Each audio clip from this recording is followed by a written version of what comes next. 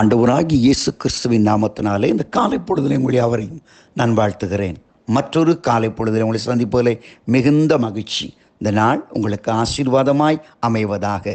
இன்றைக்கு நான் உங்களோடு சொல்லப் போகின்ற கர்த்தருடைய வார்த்தை தானியேல் 6ஆம் அதிகாரம் 23ஆம் வசனத்தின் பின்பகுதி. தானியேல் 6:23ஆம் வசனத்தின் பின்பகுதி. அவன் தன் தேவன் பேரிலே விசுவாசித்தபடியினால் அவனில் ஒரு சேதம் காணப்படவில்லை. அவன் தன் தேவன் பேரிலே விசுவாசித்தபடியால் அவனில் ஒரு சேதம் காணப்படவில்லை. தானியேலை குறித்து சொல்லப்படுகின்ற கர்த்தருடைய வார்த்தை என்பதை நாம் நன்கு அறிவோம்.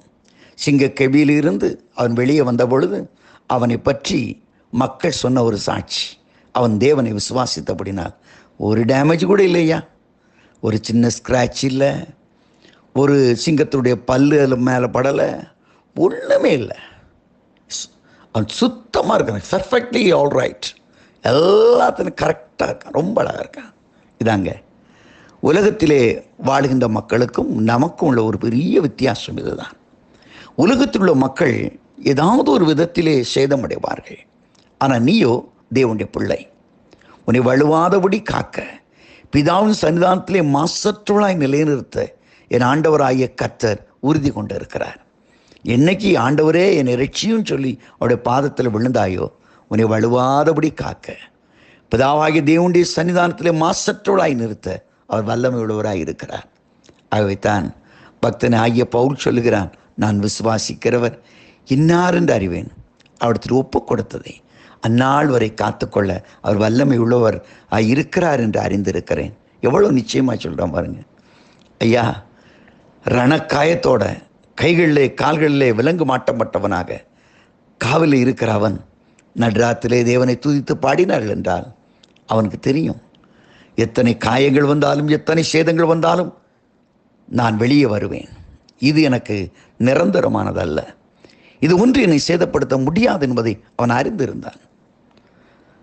ஒருவேளை கொந்தளிக்கிற கடல் அலையிலே அவன் அடிபட்டு வேதனைப்படுகிற பொழுது கூட எனக்கு ஒரு கரை உண்டு என்பதை அவன் விசுவாசித்தவனாக இருந்தான். என் அன்பு சகோதர சகோதரிகளே, விசுவாசத்தினாலே நீதிமான் பிழைப்பான் என்று எழுதப்பட்டிருக்கிறது. விசுவாசம் இல்லாமல் தேவனுக்கு பிரியமாய் இருப்பது கூடாத காரியம் என்று எழுதப்பட்டிருக்கிறது.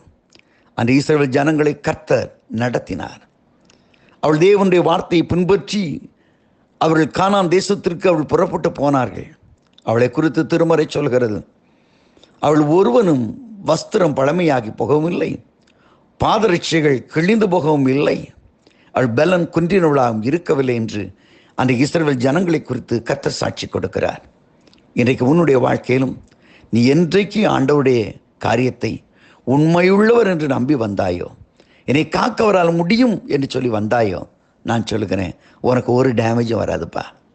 பிரச்சனைகள் வரலாம், நெருக்கங்கள் வரலாம், வேதனைகள் வரலாம், ஆனால் ஒன்றும் சேதப்படுத்த முடியாது. பக்தன் பாடுகிறான் அல்லவா, அக்கினியில் நடந்து வந்தோம் சேதம் ஒன்றும் இல்லையப்பா, ஆறுகளை கடந்து வந்தோம் ஒன்றும் குறைபட்டு போகவில்லையப்பா என்று பாடுகிறான் அல்லவா. அதை போல நீயும் பாடலாம், பரவசம் அடையலாம், ஒரு சேதம் உனக்கு வராது. நீ நன்றாக இருக்க போகிறாய். ஏனென்றால் நீ ஆண்டவரை விசுவாசிக்கிறவன். வேதம் சொல்கிறது, விசுவாசத்தினாலே நீதிமான் பிழைப்பான்.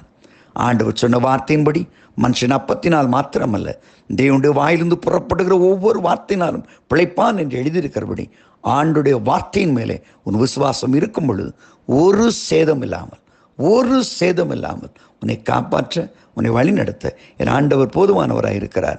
அப்படிப்பட்ட ஒரு இனிய நாளாய் இது அமைவதாக. ஆமேன், ஆமேன்.